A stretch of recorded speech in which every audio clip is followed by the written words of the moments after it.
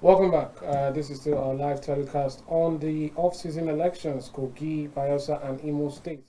We've been joined now in the guest by, we've been joined now in the studio by a guest talking about Captain Suleiman Dabas to do some justice to the elections so far. We'll be talking about what's been going on across the states from the INEC perspective, security and others, to take a look at what we can expect at the end of the day to look like. Good afternoon and welcome to the program, sir. Thank you. It's great to have you on the show. Thank you. All right, we can start off the bat with your general overview. I'm sure you've been following what's going on, seeing the news and the coverage. What's your general take on the elections across the three states so far? Well, with the feelers we've been getting from the states, we have our men on ground, Kogi, Bayelsa, and Imo State. So we've been getting some reports since yesterday before even the election this morning.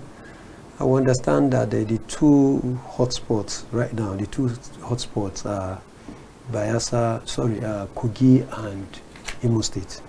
But of course, with the election this morning, we understand that everything is going on fine, and that but just that because of troubles here and there in Kogi, where 2 persons have already been killed, and the election is going on fine. We understand also that there are some agents, party agents, who go about trying to make some results even before election commence. Results have started coming out and all of that. As of this morning, 9:30, I got a message from one of our ambassadors from Kogi State, who sent it around 9:25 a.m. The result is already out, and materials have not gotten to that polling unit at which the result is out yet.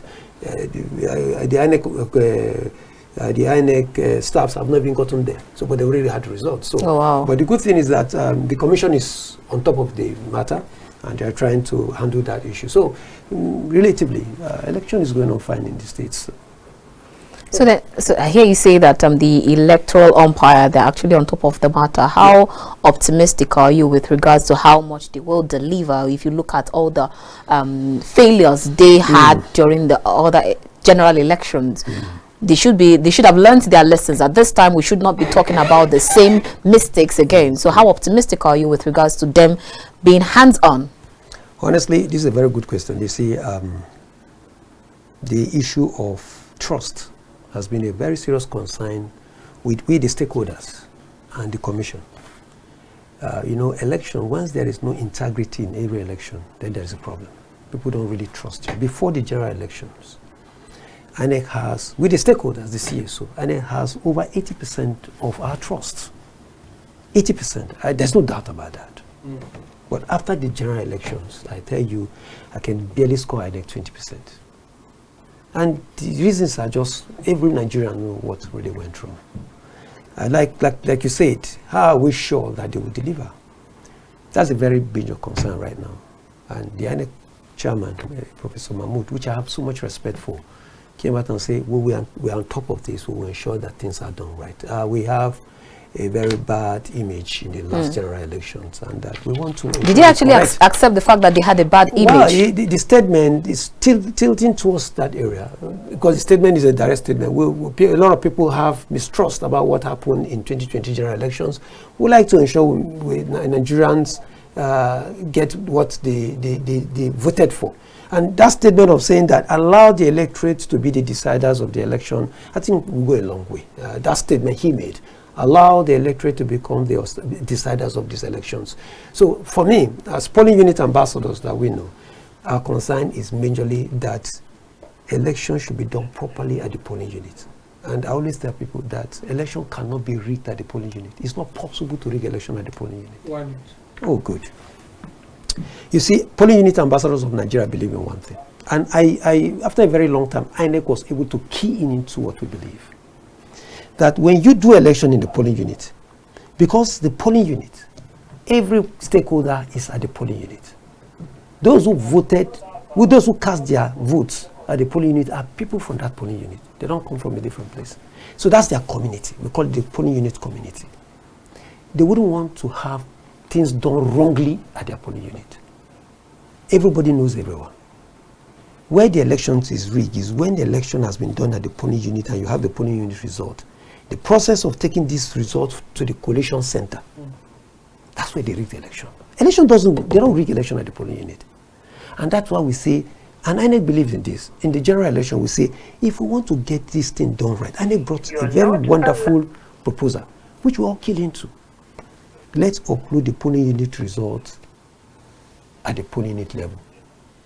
Are you speaking of IREV? Yeah, the IREV. Upload the polling unit results at the polling unit level. I tell you, that will cut down 80% of any electoral fraud. Well, INEC doesn't seem too keen on... They key into it in the first... Yes, it was even part of the guidelines, but at the end of the day, we didn't see it in practicality to the extent that we expected. And now the courts have been ruling in different situations, and that aspect of IREV is still getting pushed down or seeming more irrelevant by the I tell you, the reason why this thing is being done this way is because the politicians are using all their machineries, all their force to ensure that that doesn't happen. Especially bad politicians who cannot win elections in their community. And the lack of IREV will help their situation.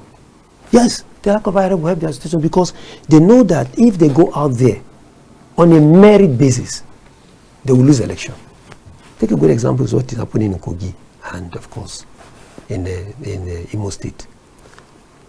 As of today, we know that these two elections, Kogi and Imo State, if it has to do on merit, then you'll be surprised who will emerge as a winner. But because somebody called me in Imo State and said, we want to do this election this way, because we know that if we have to do it the normal way, we won't be able to succeed. And that's why our men are on ground in Imo State. Because there already is a prearranged plan of rigging that election. All right, so before we go ahead, we just got some information saying that they have already started counting in Bayelsa. Let's take that report and we'll come back to continue, and then we'll also call our correspondent there in Bayelsa to find out exactly what is happening in his area. We'll see you after this time out. Join us again.